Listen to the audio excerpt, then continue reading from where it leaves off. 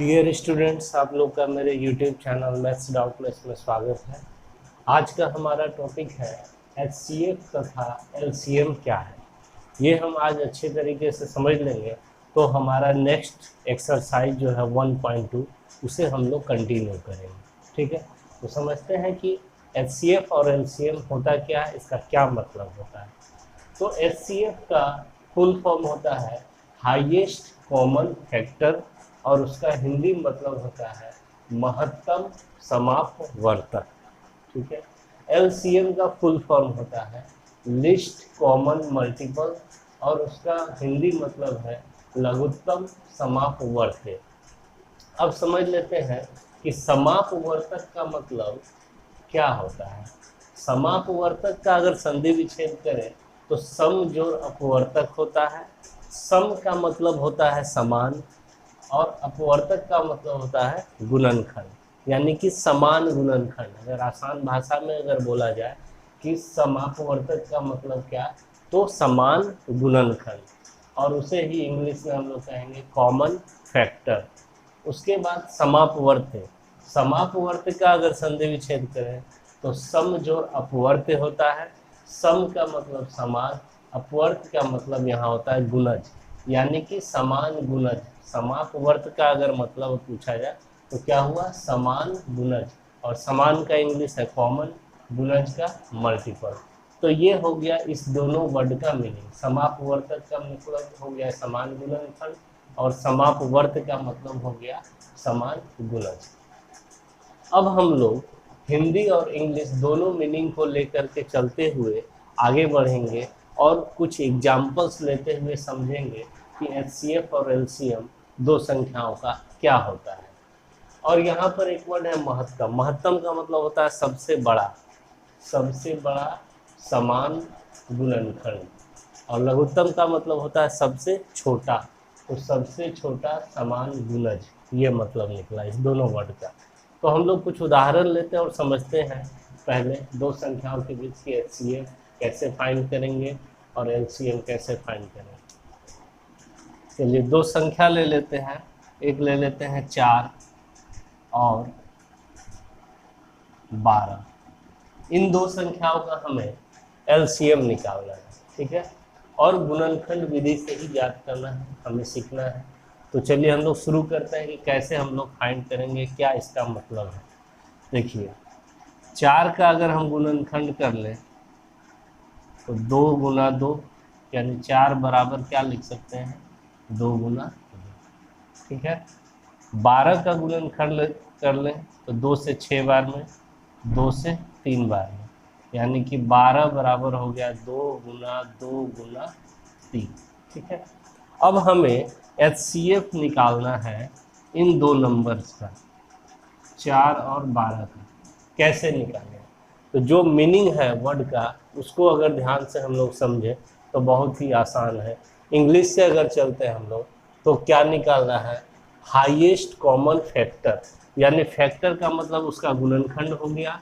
गुणनखंड में common, common क्या क्या है, यानी दोनों में समान क्या क्या संख्या है। जैसे कि यहाँ 2 और यहाँ 2, ये समान हो गया। यहाँ भी 2 है, यहाँ भी 2 है, ये समान हो गया। यहाँ 3 है, यहाँ 3 नहीं है, तो ये समान नहीं हुआ। और उसमें हाईएस्ट, तो हाईएस्ट यही हुआ हमारा, इससे ज़्यादा तो और कुछ नहीं है। तो यहाँ से जो कॉमन मिला 2 गुना 2, और ये क्या निकल गया 4।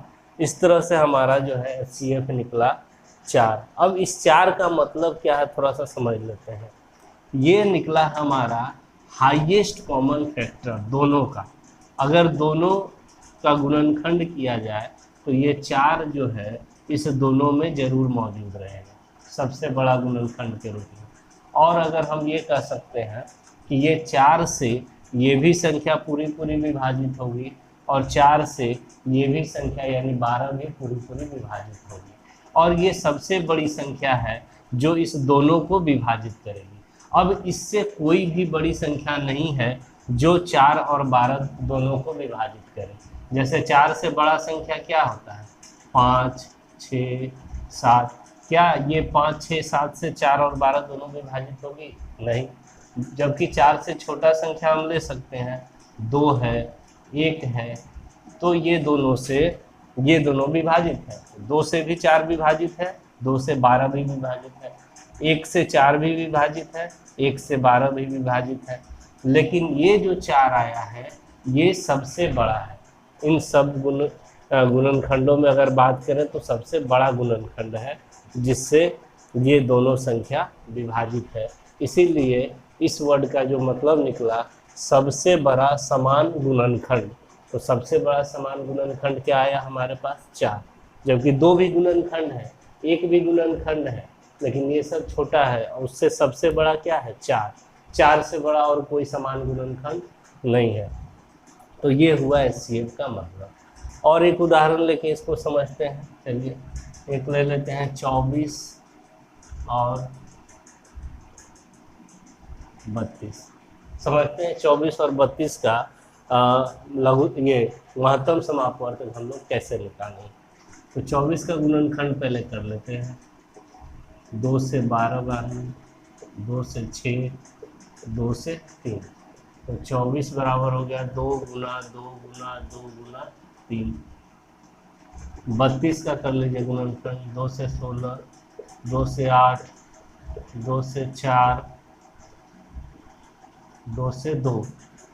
तो 32 बराबर 2 गुना 2 गुना 2 गुना 2 गुना 2।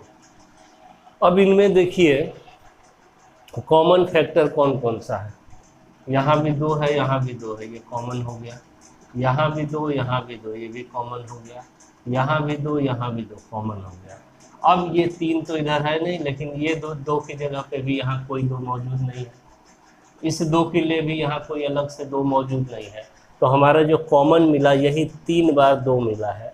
तो हम बोलेंगे कि HCF जो है 24 और 32 का 2 गुना 2 गुना 2 आया, यानी कि क्या आया 8।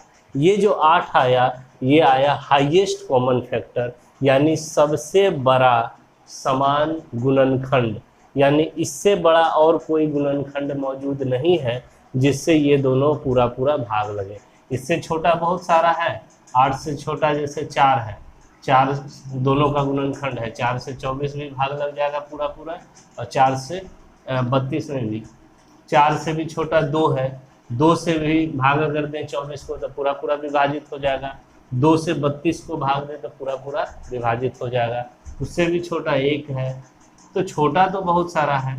8 से बड़ा लेकिन कोई गुणनखंड नहीं मौजूद है जिससे कि दोनों संख्या पूरी तरह विभाजित हो।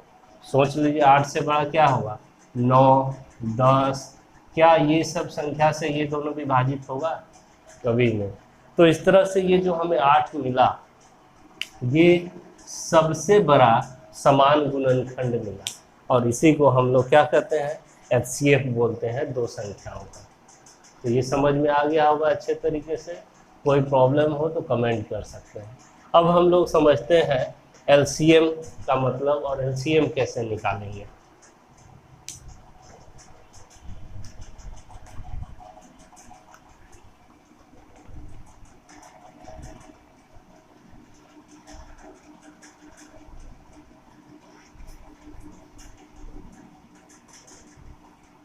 तो देखिए LCM का मतलब होता है लिस्ट कॉमन मल्टीपल। मल्टीपल का मतलब हुआ गुणज, कॉमन का मतलब हुआ समान, और लिस्ट का मतलब सबसे छोटा, लघुत्तम का मतलब सबसे छोटा। तो सबसे छोटा समान गुणज जो होगा वही LCM कहलाता है, वही आंसर होगा इसका। ठीक है। अभी कुछ उदाहरण हम लोग समझते हैं बिना बनाए हुए इसको, कि 4 का अगर हम गुणज की बात करें तो 4 का गुणज क्या क्या होता है। 4 का गुणज, गुणज का मतलब पहाड़ा, टेबल, अगर हम पढ़ेंगे तो वो गुणज ही कहलाता है। तो 4 का सबसे छोटा गुणज 4 ही होगा खुद। फिर 8, 4 तिया 12, 4 चौके 16, 4 पाँचे 20, 4 छके 24, 4 सत्ते 28, ऐसे चलते चला जाएगा 4 का गुणज। 12 का गुणज अगर हम निकालें कि 12 का गुणज क्या क्या है, तो 12, 12 दूना 24, 12 तिया 36। ठीक है, ऐसे बहुत सारा निकलते जाएगा। अब यहाँ पे देखिए इसका मतलब कि समान गुणज और उसमें भी सबसे छोटा समान गुणज पहले देख लेते हैं क्या क्या है दोनों में। तो यहाँ पर ये जो 12 है ये दोनों में समान गुणज है। फिर देखिए यहाँ 24 है, यहाँ भी 24 है, ये समान गुणज है। इसी तरह आगे बढ़ाएंगे इसको और इसको आगे बढ़ाएंगे तो दोनों में और भी बहुत सारा समान गुणज मिलेगा। उन समान गुणज में हमें सबसे छोटा समान गुणज लेना है, लघुत्तम, लिस्ट कॉमन मल्टीपल, यानी सबसे छोटा समान गुणज। तो दोनों में सबसे छोटा समान गुणज क्या है? 12 है सबसे छोटा, इससे छोटा और कोई समान गुणज नहीं है।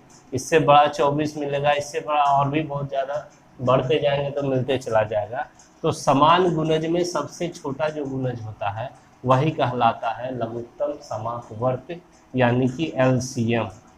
यानी 4 और 12 का LCM अगर बोला जाए तो ये 12 आंसर हो जाएगा।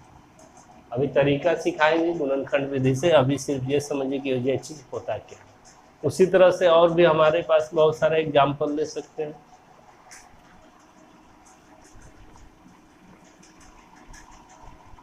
जैसे 6 और 4 का निकालें, 6 और चलिए 4 का LCM निकालना है, समझना है ये दोनों में समान गुणज और सबसे छोटा समान गुणज क्या है। तो 4 का गुणज 4, 4 दूना 8, 4 तिया 12, 4 चौके 16, 4 5 20, 4 छके 24, 4 सत्ते 28, बहुत सारा मिलेगा। 6 का गुणज 6, 6 दूना 12, 6 तिया 18, 6 चौके 24, 6 5 30, बहुत सारा मिलेगा। अब यहाँ पे देखिए पहले से कि समान गुणज क्या क्या है दोनों में। तो समान गुणज अगर हम देखते हैं यहाँ पर तो हमें दिख रहा है 12, ठीक है। 12 के बाद और क्या दिख रहा है? 24, और आगे बढ़ेंगे तो और भी बहुत सारा मिलते चला जाएगा। तो इनमें गुणजों में समान गुणज तो ढूंढ लिए हम लोग, उसमें सबसे छोटा गुणज क्या है? तो सबसे छोटा क्या है? 12 ही है। तो हम लोग बोलेंगे कि LCM जो है 4 और 6 का 12 ही होगा। ये हो गया हमारा LCM, 12 ही होगा सबसे छोटा समान गुणज, ठीक है। तो समझ में आ गया होगा इस वर्ड का मतलब और इसका मतलब। अब हम लोग अगले क्लास में LCM और HCM गुणनखंड विधि से निकालना सीखेंगे। Thank you.